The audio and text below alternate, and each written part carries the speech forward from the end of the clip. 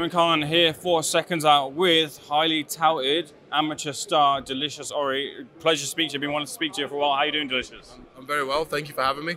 It's a pleasure to be having you. Fresh off a winning Best Amateur Boxer of the Year 2 as well. Talks about getting that award. A lot of good fighters have claimed that award, like Sir Joshua DeGale, previous winners, in good company. Amazing, amazing feeling. I felt really refreshed to be able to, be handed that award.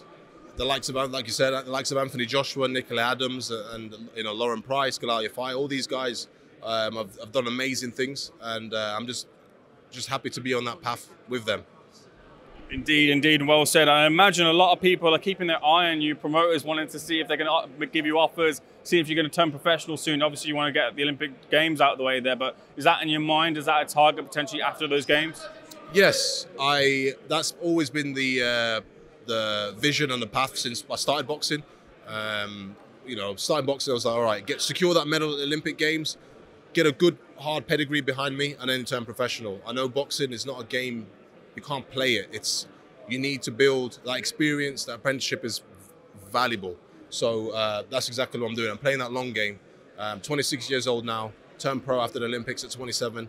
And I feel like it'd just be perfect for me to have that foundation. So then when I turn professional, it's just, all right, I've been there. I've boxed this type of style. I know what to expect, things like that. Don't get me wrong. The top level at the pros is a different game. I understand that. But having that foundation, in my opinion, I believe is priceless.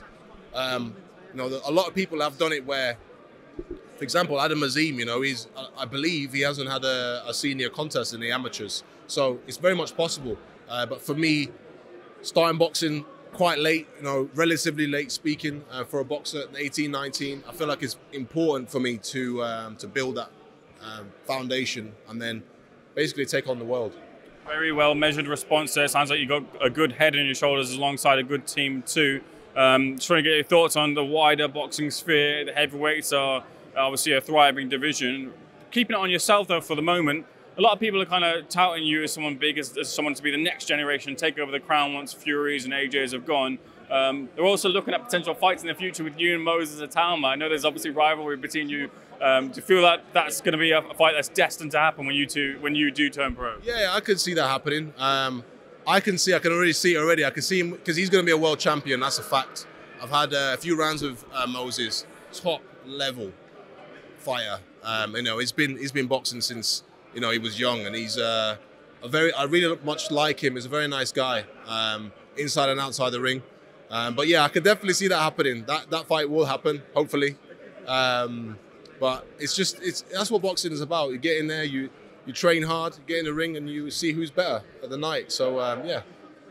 Indeed, and we'll see who's better than the night in February as Tyson Fury takes on Oleksandr Usyk for the undisputed heavyweight titles. Long time coming. Who are you favouring in the fight?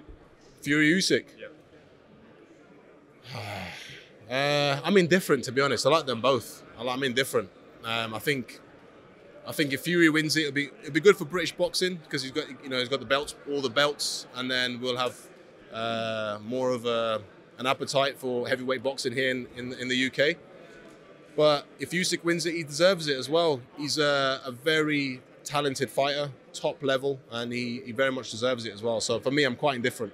Skill for skill, who's the better fighter? Because people are saying that Usyk's better skill, but Tyson brings the physicality that might give him the edge over the two fighters. But is that maybe downplaying how skillful Tyson Fury is as a fighter? I think they're both extremely skillful. They're the 1% of the 1%. So we're literally talking extremely marginal. In my opinion, I'd say Usyk just about edges it. But I could be quite biased, coming from an amateur background. Usyk has got quite a pedigree behind him in terms of his amateur experience. Not knocking Tyson Fury down. He's a very, very talented and one of the best boxers in the world at the moment.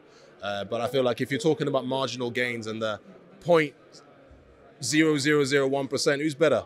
I'd say probably Usyk on the technical side.